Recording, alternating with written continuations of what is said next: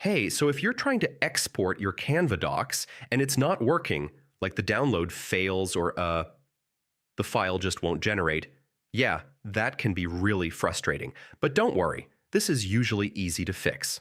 I'll walk you through it step by step, so let's get into it.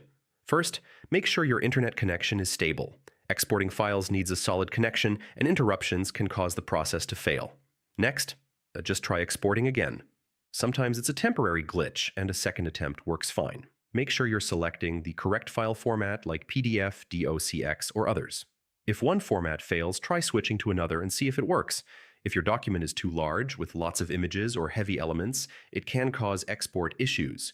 Try removing or compressing large content. Now, clear your browser cache and cookies. Yeah, this helps fix bugs that might be blocking the export process. If it's still not working, open Canva in another browser.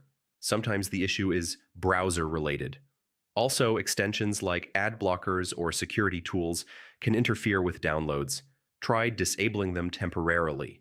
If nothing works, log out of your Canva account and log back in. This can reset any session-related issues.